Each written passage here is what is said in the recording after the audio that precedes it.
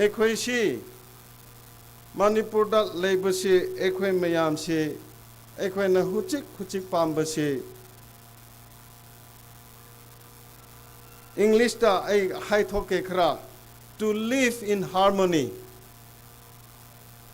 share prosperity, aduga ꯑꯩꯈꯣꯏꯅ peace si pame. Aduna ꯑꯩꯈꯣꯏꯅ hujik prosperity haiba kanda ꯑꯩꯈꯣꯏꯁꯤ karamaina prosperity purakadra haiba matamda ꯑꯩꯈꯣꯏꯒꯤ development issues su lakre. Aduna ꯑꯩꯈꯣꯏꯒꯤ economic issues dara ꯑꯩꯈꯣꯏꯒꯤ social justice asi karamai purakadra aibasi mara mayam si aina khunda ꯑꯩꯈꯣꯏꯒꯤ ꯇꯥꯎꯟꯗ ꯆꯠꯂꯒ ꯉꯥꯡꯕ ꯀꯥꯟꯗ ꯃꯈꯣꯏꯅ ꯑꯦꯛꯁꯄ꯭ꯔꯦꯁ ꯇꯧꯕꯗꯨ ꯑꯩꯅ ꯉꯁꯤ ꯐꯣꯡꯗꯣꯛꯅꯤꯡꯕꯅꯤ ꯑꯩꯈꯣꯏꯒꯤ ꯃꯔꯛꯇ ꯑꯩꯈꯣꯏꯅ ꯍꯧꯖꯤꯛ ꯑꯁꯤꯗ ꯂꯩꯔꯤꯕꯁꯤ ꯏꯝꯐꯥꯜꯗ ꯂꯩꯕ ꯃꯌꯥꯝꯁꯤꯗꯤ ꯑꯩꯈꯣꯏ ꯂꯤꯗꯔꯁ ꯑꯃ ꯉꯥꯛꯇꯅꯤ ꯄꯣꯖꯤꯁꯟ ꯂꯧꯈ꯭ꯔꯕ ꯃꯤ ꯉꯥꯛꯇꯅꯤ ꯑꯗꯨꯅ ꯑꯩꯈꯣꯏꯁꯦ ꯚꯤꯂꯦꯖꯇ ꯂꯩꯕ rural areada leba interior da leba makhoi busu wari saraga makhoi gi condition karamai lebra haibase ekoi issues mayam si address tose aduna nakhoi ekoi na hai na ngisi haining badi ekoi na makhoi bu wari sadaba aduga makhoi na makhoi gi condition si khangdaba aduga at times makhoi gi da chatlaga at least for few days makhoi manungda akhoi si leiraga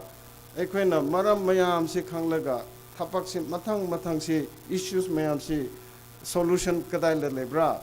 answer kadai lebra hairaga thirabadi yam phagani aduga answer su legani haba thajabani aina 45 years kumbasi matam mapanda lerubusu the last 1.5 years si ayamada chingda chatlaga ekhoi condition si kadamai lebra adu ngakta natene huchi tampak tesu Kakching area Thawal area adom dasu egi mi thajelaga makhoi condition su yengbani makhoi ekhoi Kakching area Thawal area aduga Chiripam area makhoi su equally makhoi si makhoi condition si improvement kya lete a lot of ekhoi improvement tawbiba yaba saruk si yam leye haina haining mani aduna aina haibadi ekhoi si huchikti ekhoi si chokhat laga hingninga haibasi huchikti ekhoi huchik condition da yengrabli ekhoi gi community ani sina huchik lan thoktana leye aduna asi lan thokpasidi ekhoi gi manipur da condition si asi gi condition da leirabadi ekhoi chokhat pa yade haiba leirabani na ekhoi si peaceful coexistence haiba lampi si thigadabani coexistence haibasi nangsu hingo esu hinge ekhoi punna leminase punna himinase aduga ekhoi gi future si phajana yanglaga ekhoi gi future si phajahanse haibasi ekhoi peaceful coexistence si thise haibasi eina ngasi wari saninge adugi mathangda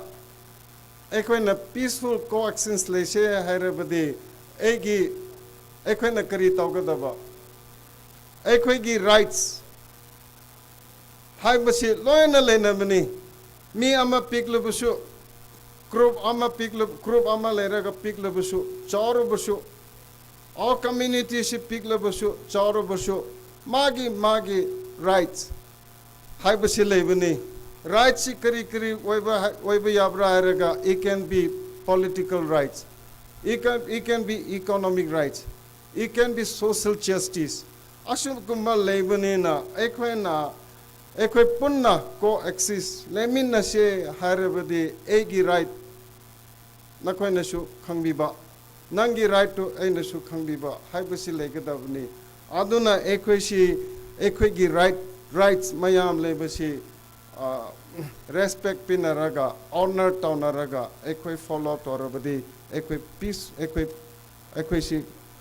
peaceful oina coexist tawgani haibasi egi thajabani aduga ashigumba tawbasida coexist tawbasi adum coexist ngaktara hairaga engonda hayo hairabadi coexist haibasi not simple coexist ekhoi coexist si mutually beneficial partnership oigadabni ekhoi economic resources leba ekhoi revenue resources leba aduga ekhoi karino taxation tax tigi collect taba paisa mayam si ekhoi si equally divide tauraga equal development le hansi haibasi egi thapak ai karino ni egi vision ni